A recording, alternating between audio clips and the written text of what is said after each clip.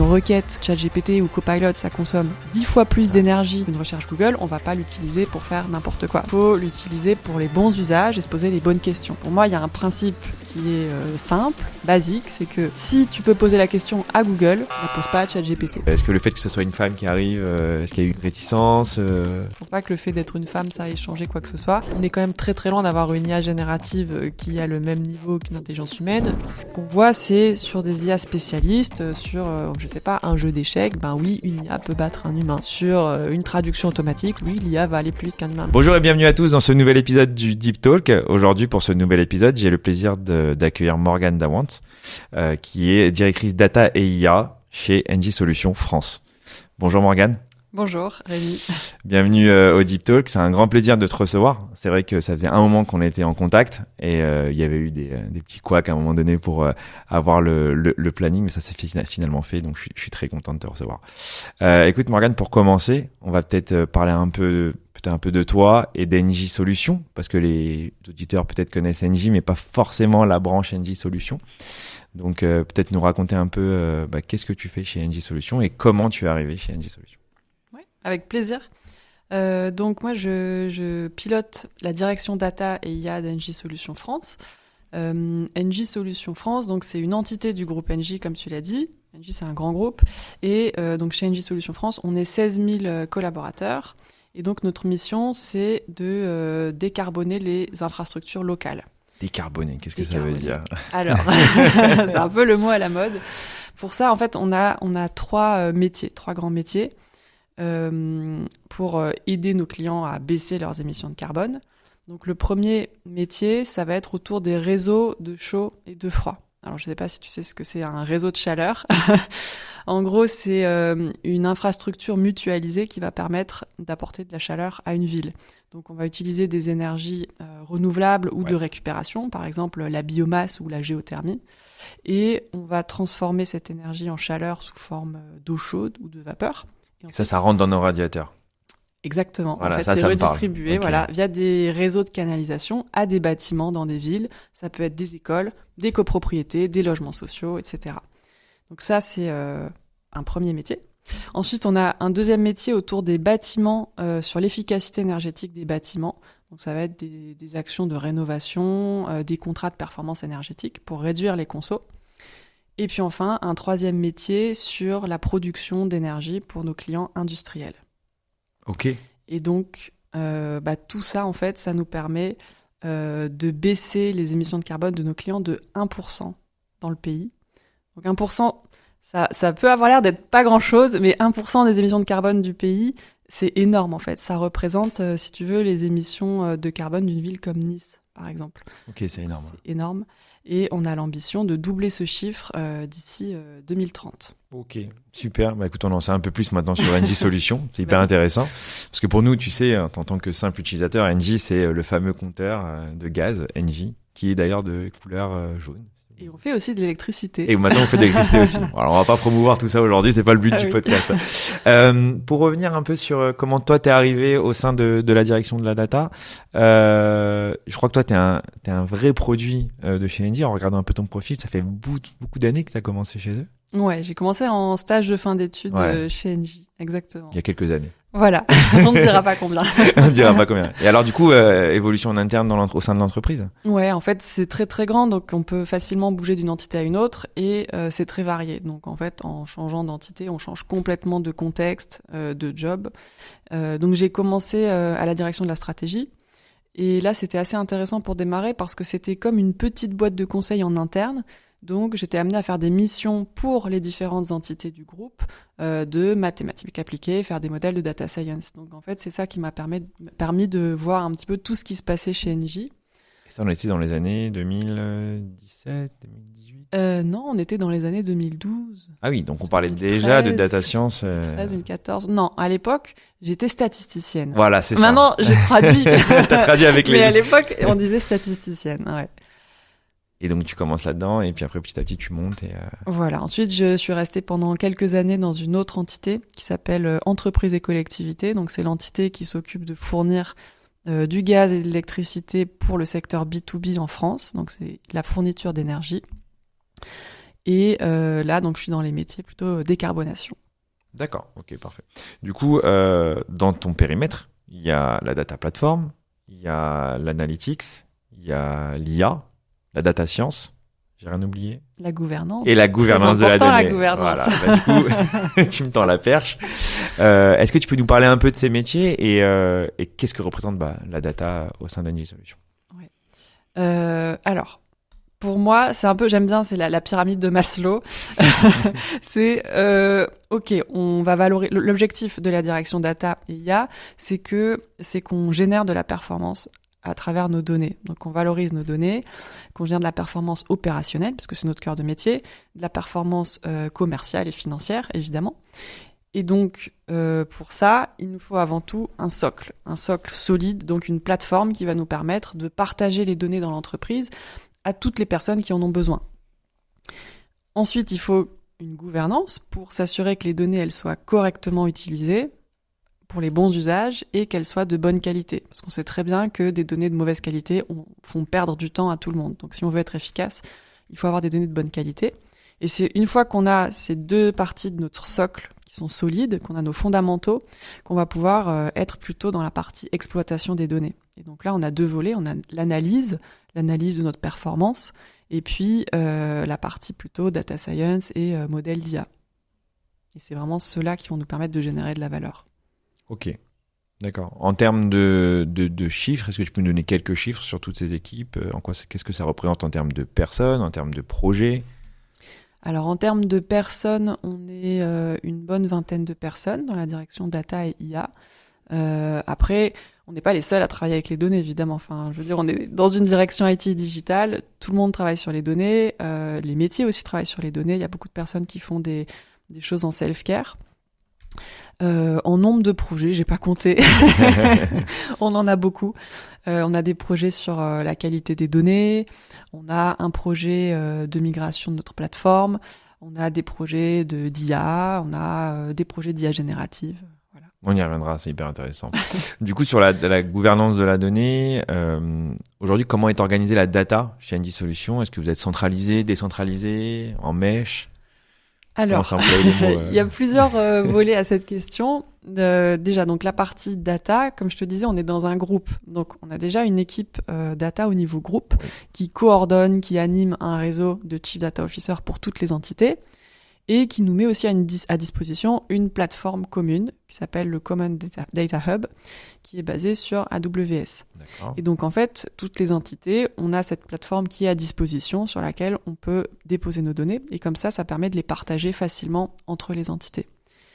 Et on a aussi une gouvernance. Et donc, cette gouvernance, en fait, elle est à plusieurs niveaux. On a à la fois une gouvernance groupe, où on est en train de s'aligner sur des référentiels communs, sur des définitions communes. Qu'est-ce qu'un client? Alors, qu'est-ce qu'un client chez Engie? C'est pas une question facile. Oui, je sais. On a entendu parler. Voilà, parce qu'on a beaucoup d'entités, donc forcément beaucoup de règles parfois différentes. Et puis il y a le legacy qui a son impact. Et donc pour en revenir à la gouvernance, on a aussi une gouvernance qu'on a mis en place au sein d'Engie Solutions France. Donc on a commencé il y a à peu près un an et demi. Donc on a commencé tout d'abord par cartographier nos données, parce qu'on a énormément de données chez Engie Solutions. Et donc on a identifié les grands domaines de données. On va avoir les données clients, les données contrats, les données liées à nos installations techniques, les données d'énergie, etc., factures, voilà. Et en fait, une fois qu'on a eu ces grands domaines de données, on a essayé d'identifier les personnes qui sont les plus sachantes sur ces données. Donc évidemment, les data owners. Les owners, les fameux owners. Les métiers, voilà. Et donc une fois qu'on a fait ça, on s'est dit, enfin, on a un sujet chez Engie Solutions qui est la qualité des données. Et donc il y a beaucoup de gens qui en souffrent parce que on va perdre du temps, on va faire parfois des choses en doublon quand cette qualité n'est pas bonne. Donc on a pris le sujet de la gouvernance via la qualité des données pour justement travailler sur des chantiers très concrets et poursuivre des KPI très concrets. Et donc on a lancé plusieurs initiatives sur plusieurs data domaines avec nos data owners, avec des chantiers très concrets qu'on va suivre tous les mois. Hyper intéressant. Du coup, avec ce socle de données qui est maintenant depuis 1 an et demi que vous avez mis en place, une donnée de qualité, on va arriver sur le sujet qui nous intéresse.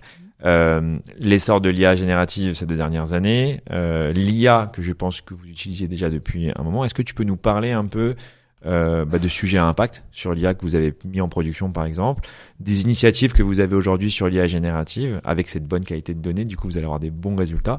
Alors, j'ai pas dit que la qualité de données était parfaite, hein. Je j'ai te dit vois bonne, venir. j'ai pas dit parfaite, j'ai dit bonne. Mais c'est vrai qu'on entend souvent parler de qualité de données parce que, et c'est remis un peu au goût du jour avec l'IA générative, c'est que si on n'a pas une qualité de données qui est correcte, on peut pas faire de bonnes IA génératives. C'est pour ça que j'insiste là-dessus. Exactement. Je pense que tu me contrediras pas. Donc du coup, oui, IA générative, deux sujets très distincts. Je pense que l'IA, c'est des choses que tu connais très bien et tu vas nous en parler peut-être au sein d'Engie Solutions. Ouais. Peut-être, si tu as envie. Oui. Alors déjà, l'IA générative, donc en effet, c'est un sujet hyper intéressant. Il y a vraiment beaucoup d'intérêt en ce moment chez Engie pour l'IA générative. On voit bien que ça apporte beaucoup de choses en termes d'efficacité au quotidien. Et donc le groupe a poussé plusieurs choses. Déjà, on a un accès à Copilot for Web, donc de manière interne, sécurisée, donc sur lesquels on peut pousser des documents de l'entreprise, et ça va pas être comme un chat GPT, ça va vraiment être sécurisé. Donc là, on a... C'est un service de Microsoft, du coup? Oui, Copilot for Web. Exactement. Okay. C'est une instance de Microsoft, mais dédiée à Engie. Donc on a tous accès à cette instance. Donc là, déjà, ça permet à tout le monde, pour des sujets, je sais pas, traduire un texte, faire un résumé, il y a plein d'opportunités. Donc ça permet vraiment à tout le monde de tester déjà des petites choses en IA générative. Et puis ensuite, le groupe a lancé un programme d'accélération sur l'IA générative. Donc ça, c'était l'année dernière, je crois. Donc en fait, on a commencé à recenser toutes les idées qu'il y avait dans le groupe. Et l'idée, c'était de voir quels seraient les potentiels use cases à valeur et qui pourraient intéresser aussi plusieurs entités. Comme ça, on va plus vite. Et donc, il y a eu, je crois, plus de 200 idées qui ont été proposées en premier jet, en quelques semaines, donc c'est pas mal. Et l'idée, donc, c'était de les prioriser par la valeur. Et donc, j'ai commencé chez Engie Solutions France à travailler avec le programme du groupe sur un sujet, sur comment aider les techniciens à gagner du temps quand ils vont chercher des informations dans des notices techniques. Ça, c'est un sujet qui a été priorisé. Vous vous êtes dit, ça, c'est important. Ça crée de la valeur. Donc, on y va. Ouais, ça concerne pas uniquement une solution. Il y a plusieurs entités du groupe qui sont intéressées parce qu'on a beaucoup de techniciens. Et la technique, c'est vraiment l'aspect opérationnel. C'est notre cœur de métier chez Engie. Et donc, la recherche d'informations dans des bases documentaires, c'est un sujet typique d'IA générative sur lequel on peut apporter beaucoup de valeur. Et donc, en fait, l'idée de ce projet, comment elle est née? Je vais te raconter. Intéressant. La genèse, ouais. Bah ouais. En fait, c'est au début, dans mes premiers mois, quand je suis arrivée chez Engie Solutions, j'étais amenée à faire des visites terrain pour comprendre vraiment comment ça se passe, les métiers. Parce qu'évidemment, moi, c'est pas mon cœur de métier. J'ai cru voir des photos de toi sur LinkedIn où t'es sur le terrain. C'est possible. Avec un casque. Et donc j'étais à Clermont-Ferrand. Et donc on faisait avec un technicien une intervention, une maintenance en fait sur une chaudière. Non, pas une maintenance, une réparation sur une chaudière. Entreprise, particulier. Copropriété. Copropriété, ok. Voilà. Une grosse machinerie, j'imagine. Oui. C'est toujours des grosses machines. En sous-sol. C'est ça. Je vois très bien de quoi tu parles. Et du coup, on arrive, et donc je connaissais pas du tout le fonctionnement, et donc là, le technicien me montre, il me dit, voilà, on a un code erreur sur cette chaudière. Il fait, je connais pas ce code erreur. Ah, évidemment, tu peux pas connaître tout par cœur, tous les manuels. Et donc, il me montre, en fait, sur sa tablette, il y a un SharePoint dans l'entreprise, et donc voilà, toutes les notices sont documentées, elles sont triées par marque, par gamme, par modèle. Donc ensuite, on ouvre la bonne notice et puis évidemment, il faut trouver... Il y a 250 pages de notices, il faut aller chercher le bon code erreur. Exactement. Donc t'as tout compris. Et donc c'est là qu'on s'est dit en discutant, en fait, ça serait une bonne idée de pouvoir gagner du temps dans cette recherche. Et donc c'est là qu'on s'est dit, on va lancer un projet ensemble. Et donc c'est là qu'on a commencé. Et donc aujourd'hui, on est en train de tester l'outil avec quelques techniciens. Et puis dans les prochains mois, j'espère pouvoir t'en dire plus. Génial. Est-ce que tu peux nous parler un peu techniquement de ce qu'il y a à l'intérieur? Quel LLM vous utilisez? Non. D'accord, ok. On passe la question. Non. Parce que c'est confidentiel ou parce que... Non, parce que j'ai pas les données techniques. D'accord. Mais tout à l'heure, tu disais l'IA générative, il y a l'IA standard aussi, et ça c'est hyper important en fait. Ouais. On fait pas de l'IA générative juste pour le plaisir de faire de l'IA générative. Enfin, je te parlais tout à l'heure de On imagine la consommation d'énergie qu'il y a derrière l'IA générative. J'entendais encore des gamins me dire, je fais des recherches sur ChatGPT au lieu d'aller sur Google, c'est une hérésie. Mais les Gen Z aujourd'hui, c'est ça, c'est qu'ils sont plus axés de ChatGPT que Google. Je sais pas si c'est que les Gen Z, parce que moi j'ai entendu des personnes de tout âge. Non, mais c'est parce que c'est l'attrait de la nouveauté, t'as envie d'essayer des choses et c'est normal. Mais tout à l'heure, je te parlais de notre raison d'être chez NJ Solutions. Bah justement, on va pas utiliser, quand on voit qu'une requête ChatGPT ou Copilot, ça consomme 10 fois plus d'énergie qu'une recherche Google, on va pas l'utiliser pour faire n'importe quoi. Donc, on revient sur la décarbonisation du début du podcast, où justement l'intérêt d'Engie, c'est aussi de réduire les consommations, et donc là c'est une hérésie pour. Voilà, donc il faut l'utiliser pour les bons usages et se poser les bonnes questions. Pour moi, il y a un principe qui est simple, basique, c'est que si tu peux poser la question à Google, tu la poses pas à ChatGPT. Ouais, clairement, c'est sûr. J'ai un autre exemple aussi qui est hyper intéressant, j'en ai entendu parler cette semaine. Si tu as une correction d'orthographe à faire, ne la fais pas dans ChatGPT, parce que en plus de la consommation, c'est pas forcément toujours bon. Bah oui. On a vu des tests et on s'est rendu compte qu'au final, sur 10 erreurs d'orthographe et de grammaire, ChatGPT n'était pas excellent sur ça. Par contre, pose-la sur différents outils que je ne veux pas citer aujourd'hui, mais qui sont sur Internet, qui permettent de traduire de manière très correcte. Là, traduire et corriger les fautes d'orthographe. C'est la grande question entre les IA génératives ou les IA spécialistes. Donc du coup, si on revient un peu sur l'IA, est-ce qu'il y a des sujets d'IA qui ont déjà été en place, qui ont déjà été mis en place en production chez NJ Solutions? Oui, bien sûr. Donc du coup, là, on est moins sur de l'IA générative, mais on a d'autres sujets de machine learning assez classiques. On a des modèles de maintenance prédictive pour essayer d'identifier sur nos différents équipements. On a des pompes, des brûleurs, des vannes, voilà, d'essayer d'anticiper les potentiels dysfonctionnements. On a aussi des algorithmes pour corriger des valeurs aberrantes, tout simplement. On a des compteurs, on a beaucoup de compteurs, des compteurs de gaz, des compteurs d'électricité, des compteurs thermiques, et parfois il peut arriver en fait que ces compteurs bug, et donc aujourd'hui on peut avoir des opérationnels qui vont corriger les valeurs à la main. En fait, on peut avoir des sauts d'index lors de la transmission des relèves, des sauts d'index ou des valeurs aberrantes. Et donc aujourd'hui, pour éviter que les personnes les corrigent à la main, on a un algorithme de détection automatique qui permet de gagner beaucoup de temps aux opérationnels. Génial. Bon, du classique sur de l'IA. Aujourd'hui, on dit classique en 2024, bientôt 2025, mais c'était pas forcément du classique quand tu es arrivé chez NJ Solutions, et c'est des projets qui ont été mis en production de manière assez efficace du coup. J'espère. Les sujets du moment, c'est la frugalité. On en parlait il y a 5 minutes, mais c'est vrai que c'est hyper important. Je pense que vous faites attention aussi dans vos développements d'utiliser peu, de consommer peu en tout cas, d'avoir du code peut-être du Green IT, du Green SI. Ouais. C'est des sujets qui sont à jour chez vous? Alors c'est des sujets qui sont plutôt pensés au niveau groupe aujourd'hui, mais oui. Enfin moi je suis convaincue. Jusqu'à présent, on était beaucoup en réflexion sur le ROI en fait des projets. À chaque fois, tu te dis ok, je vais passer, 2 mois à réaliser un modèle. Derrière, combien ça va rapporter, et puis tu mets tes coûts en face de la valeur que ça apporte. Et pour moi, la cible en fait, c'est qu'on puisse raisonner par ROI, mais ROI green en fait. Combien ça coûte en termes d'énergie, et quel impact ça va avoir sur nos activités, sur nos métiers de décarbonation. Et pour moi, il faut qu'on arrive à avoir cette démarche ROI systématique sur tous les modèles chez NJ. Ok, c'est hyper important.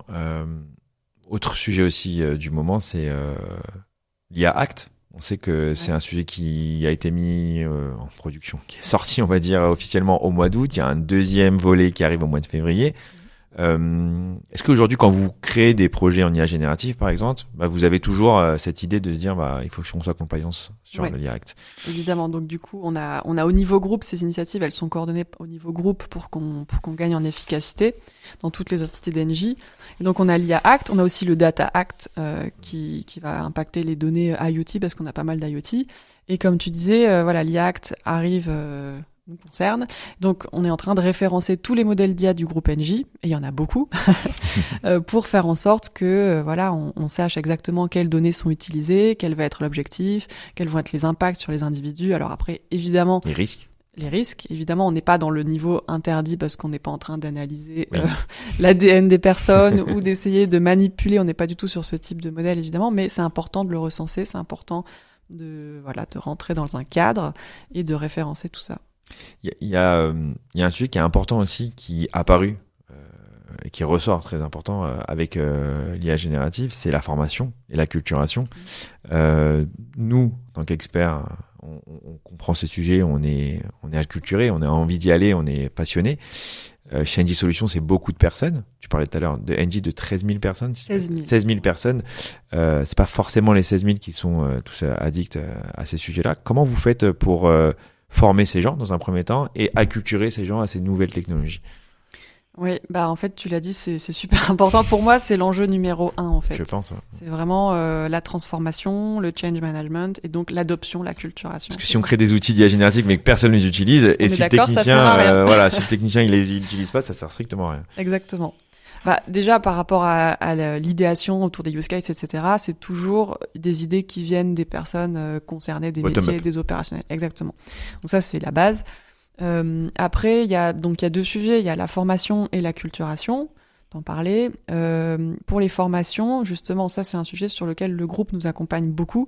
On a des formations de self-care reporting, par exemple, pour former certains métiers à produire des rapports en Power BI, par exemple, de manière autonome. Et donc, on leur explique comment accéder aux données, etc., comment faire leur rapport. Donc, il y a un cadre, évidemment, mais ça permet quand même déjà d'appréhender certaines choses, de triturer les données, etc. Après, il y a le sujet, évidemment, de l'acculturation. Donc là, il y a plein de choses, en fait. Il y a déjà des événements. Donc, on organise, par exemple, bientôt en novembre, un événement qui s'appelle les Journées Data et IA, dans lesquelles on va faire intervenir différents participants. C'est réservé à NJ? Oui, c'est réservé à NJ Solutions. Voilà. C'est la 2e édition. On avait déjà fait ça l'année dernière. Ça avait eu pas mal de succès. On avait eu près de 500 participants. Donc, on va essayer de faire encore mieux cette fois-ci. Voilà, l'idée, c'est de partager sur toutes les initiatives qu'on a en cours, sur des sujets d'IA générative, de partager sur les sujets de gouvernance, expliquer qu'est-ce qu'un data owner, comment on est tous responsables en fait de la qualité des données, quel impact toi quel impact tu peux avoir si sur une donnée tu mets quelque chose, derrière où va l'information que tu as mise, dans quel outil, ensuite c'est répliqué, etc. Enfin d'expliquer toutes ces choses-là pour prendre conscience en fait qu'on est tous responsables de la donnée dans l'entreprise. Et après moi, ce que j'aime bien faire aussi pour un peu ouvrir les chakras, c'est d'aller voir ce qui se fait dans les autres entreprises. Et puis là, on va sortir une petite série de mini-vidéos. Sympa. Voilà, d'autres entreprises pour savoir un petit peu, pour partager leur use case. La gamification, c'est quelque chose que vous utilisez? Oui, plutôt au niveau groupe parce que ça demande quand même des moyens, d'investir du temps. Donc c'est géré au niveau groupe. Il y a eu les data games il y a 1 ou 2 ans qui avaient pas mal plu. Ouais. Top. Bon du coup c'est vraiment en place avec des événements, des ateliers et c'est géré par le groupe du coup. Alors les événements, les journées data dont je te parle, c'est à la maille NJ Solutions. Après il y a également des choses gérées par le groupe. Voilà, il y a tous les niveaux. Ok, très bien. Si on continue toujours sur l'IA générative, elle compte un peu plus dans la technique parce que tu as une équipe, je crois, data science et IA. Est-ce que vous testez différents modèles open source, vendor, ou est-ce que vous avez choisi une solution et maintenant vous y allez? Alors, il y a eu une phase de test, il y a eu 2 solutions qui ont été testées et assez rapidement, on s'est rendu compte que les performances étaient similaires. Donc, on en a choisi une. On a regardé surtout avec nos architectes, on a regardé ce qui avait le plus de sens par rapport à notre écosystème et on est parti sur une solution. Tu peux en parler du coup? Non. D'accord. Mais vous êtes... Par contre, j'ai oublié de te parler d'un truc. Vas-y. Sur la data quality, sur mon sujet sur les techniciens. On peut revenir. Ouais. Je recouperai au montage. Ouais. Vas-y. Du coup, tu veux lancer une question? Ouais. Sur la data group? Ouais, sur l'IA et la data quality. Ok. Du coup, si on parle pas d'IA sans de qualité de données, est-ce que tu peux nous parler un peu de la qualité de données au sein d'Engie? Oui, justement sur le use case dont je te parlais tout à l'heure pour trouver des informations dans les bases documentaires, assez rapidement, on se rend compte que ce qui est difficile là-dedans, c'est pas l'algorithme d'IA générative, même si c'est important évidemment, c'est la partie data quality. Et donc là, on en revient à la gouvernance. Et donc en fait, pour que le modèle soit efficace, il faut qu'on ait toutes nos chaudières correctement référencées avec toutes les informations nécessaires pour trouver la bonne documentation. Et parfois, on va avoir 2 modèles de chaudière peut-être avec des puissances différentes et il faut qu'on connaisse la puissance exacte pour avoir la bonne doc. Et il peut y avoir 2 documentations différentes avec 2 opérations différentes. Donc ça, c'est super important. Donc derrière, on ouvre un gros chantier de qualité des données là-dessus. Et on s'assure aussi qu'il n'y ait pas de risque d'hallucination. Donc on ne va pas ouvrir le modèle sur les recherches Internet. On va uniquement, pour l'instant, le cantonner à notre base documentaire parce qu'il y a quand même des enjeux de sécurité derrière et de sécurité opérationnelle. Du coup, en termes de modèles, est-ce que vous utilisez par exemple du LangChain, des choses comme ça? Ça vous parle pas? Ok. Il y a un sujet qui est sympa aussi, c'est de se dire, là tu parles beaucoup de chaudières, de techniciens, c'est un monde qui est très masculin, comme ça à vue d'œil. Et donc du coup, comment tu as intégré toutes ces équipes très techniques? Est-ce que le fait que ce soit une femme qui arrive, est-ce qu'il y a eu une réticence? Non, je pense pas. Je pense que ça a rien changé. Enfin, c'était plutôt la discussion, c'était plutôt tu fais de l'IA, moi voilà, je fais ça et comment on pourrait avoir des idées de projets en commun. Je pense pas que le fait d'être une femme ça ait changé quoi que ce soit. Après, c'est vrai dans la que tech aussi en général. Mais voilà, mais c'est ça en fait, ça change pas beaucoup parce que finalement déjà dans le milieu data tech, il y a pas énormément de femmes donc. Alors je reçois beaucoup de femmes dans mon podcast. J'essaye justement d'avoir une parité, mais on se rend compte qu'il y en a de plus en plus. On a pu en croiser dans les événements où on s'est vu et c'est vrai qu'il y en a de plus en plus, ce qui est très bien d'ailleurs pour la diversité. Là, c'est en train de changer en fait depuis les écoles en fait, au niveau des formations, on voit de plus en plus de femmes. Mais c'est vrai que moi, quand j'étais en école d'ingénieur, on était globalement 30% de femmes dans l'école, mais dans la filière maths appliquées, j'étais toute seule. Ah oui. Incroyable. Voilà. Bon, on fera un petit tour. Une vingtaine et puis j'étais la seule. On fera un petit tour dans les salons des prochaines écoles d'ingénieurs. Et ça change, c'est en train de changer. Surtout avec la data. Très bien. J'ai l'impression qu'en data, il y a quand même plus de femmes que dans la tech pure. Dans l'IT peut-être. Dans l'IT, dans le code pur. Du coup, est-ce que tu as des initiatives? Est-ce que tu fais partie d'associations? Est-ce que tu fais partie des femmes dans la tech? Non, pas forcément d'initiative. Mais en fait, moi, c'est un sujet, la parité, qui me tient à cœur. Mais je t'avoue que je suis pas en train de me dire, voilà, il faut absolument mettre en place des quotas, etc.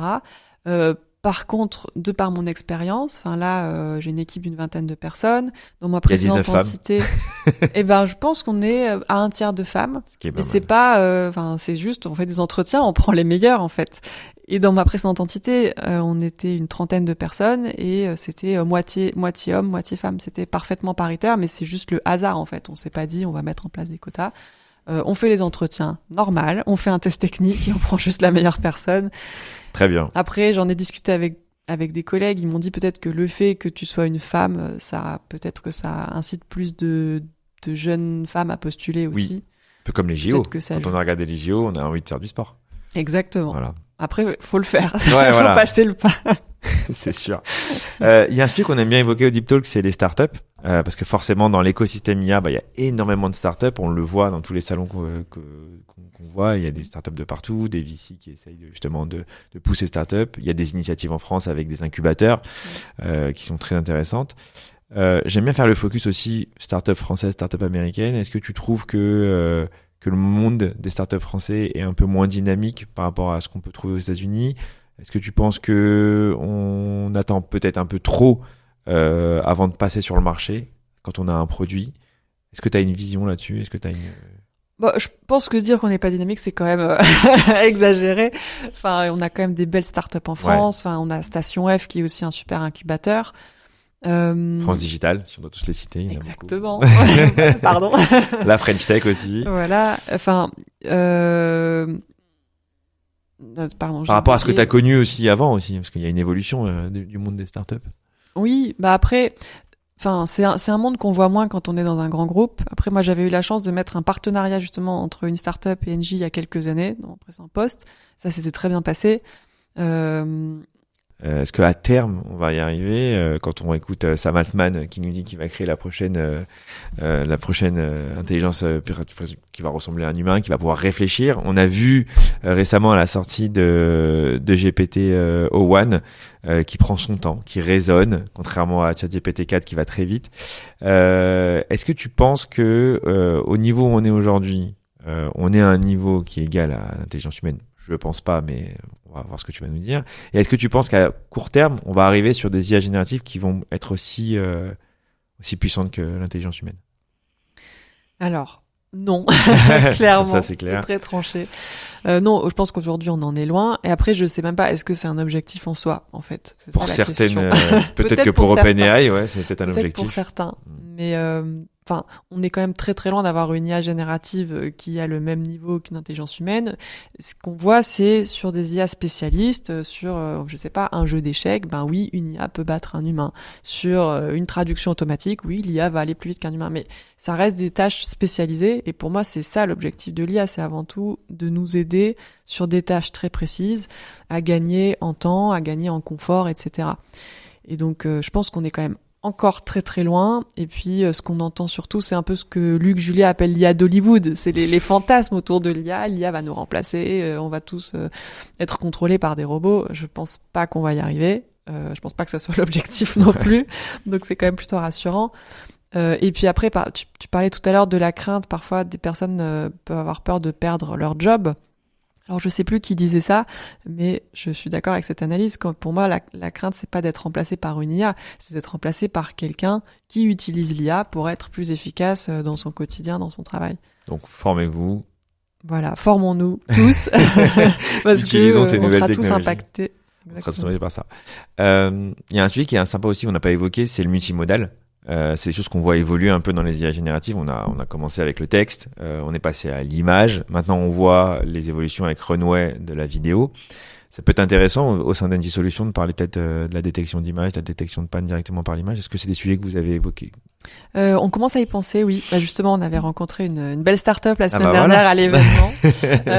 Alors, chez Engie Solutions, c'est encore des initiatives très très locales, mais potentiellement, ça peut être très intéressant justement d'avoir des représentations en 3D d'espaces techniques, de chaudières, et puis sur des cas très spécifiques, d'avoir, je sais pas, quelqu'un qui aide à distance, ou voilà, on peut imaginer plein de choses, de repérer automatiquement des défauts, des choses comme ça. Donc c'est des sujets que j'ai pas encore regardés, mais ça pourrait être très intéressant. Intéressant. Regardez ce qu'on peut faire avec l'image, notamment dans un premier temps, et dans un deuxième temps la vidéo. Si tu as dans l'actualité aujourd'hui, des dernières innovations qui t'ont marqué, que tu pourrais nous parler, est-ce qu'il y a des choses Ce qui est sympa avec ces nouveaux sujets, c'est l'aspect recrutement. On est écouté par des étudiants, on est écouté par des ingénieurs qui sont en recherche de nouveaux jobs. L'IA générative, c'est un facteur de croissance. Ça amène des nouveaux recrutements, des nouvelles équipes, des nouveaux types de profils. Du coup, comment vous gérez cet afflux de nouveaux talents au sein d'Engie Solutions? Oui. Alors déjà, on a une filière qui est assez intéressante, c'est l'alternance. Moi, j'aime beaucoup l'alternance. Moi, j'ai fait l'alternance. J'en ai fait dans mes études. Je trouve que c'est vraiment bien dans les deux sens, en fait, parce que en tant qu'alternant, tu peux tester, voir est-ce que l'entreprise te plaît, etc., comment l'équipe fonctionne. Et puis pour l'entreprise, ça permet quand même de travailler avec l'étudiant pendant un moment.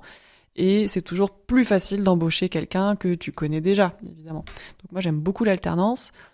Et puis ça permet de tester différents projets, parce que finalement, moi, ce que je trouve qui va faire la différence, en fait, entre quelqu'un et quelqu'un d'autre, entre deux profils, ça va être vraiment la curiosité, l'intérêt pour le métier. J'allais te poser la question justement, qu'est-ce que tu recherches dans un profil? Parce que entre deux expertises techniques identiques, qu'est-ce qui va faire la différence pour entrer chez toi, dans l'équipe? Et tu vois, j'ai l'impression que ça a un petit peu changé, parce que à l'époque, il y avait beaucoup les tests techniques, etc. Et maintenant, c'est vrai qu'avec l'IA générative, finalement, en fait, je dis pas qu'on fait tout avec l'IA générative, mais c'est plus facile, je sais pas, de débugger ou des choses comme ça.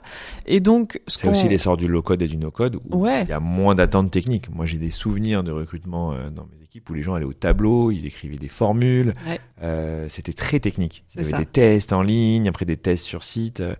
Là, aujourd'hui, c'est un peu moins visible. C'est ça, parce que pour faut savoir coder en Python, ça c'est un mandatory. Voilà. Mais pour moi, ce qu'on recherche, ça va être quelqu'un qui sait se débrouiller, qui sait résoudre les problèmes. Et donc, en fait, peu importe si tu vas sur Copilot pour régler ton problème, c'est surtout le résultat qui importe. Donc, c'est plutôt ce qu'on va rechercher, c'est l'ouverture d'esprit, le fait d'aller vers les autres, de pas rester tout seul avec un problème. Et la curiosité, quand on travaille sur un use case pour faire un modèle d'IA générative ou d'IA ou de machine learning, j'en sais rien, d'aller poser des questions, de comprendre, d'accord, l'objectif c'est de faire ça, mais pourquoi? Et pourquoi? Et pourquoi? Et d'aller vraiment au bout des 3 pourquoi, pour comprendre en fait qu'est-ce qu'on veut changer, comment, et parfois c'est en ayant ces discussions avec le métier, que ça soit le commerce, les opérationnels, la finance, d'aller discuter avec plein de gens, c'est comme ça qu'on a des nouvelles idées et qu'au final, peut-être, en fait, l'idée qu'on avait eu au début, c'était pas la bonne parce que le problème sous-jacent, il est différent. Donc l'image du développeur dans son coin avec son grand paquet de chips, ça on n'en veut plus. Non, on n'en veut plus. Je sais pas si un jour on a voulu. En tout cas, s'il est bon, on le garde. Mais oui. Il faut qu'il sache communiquer quand même.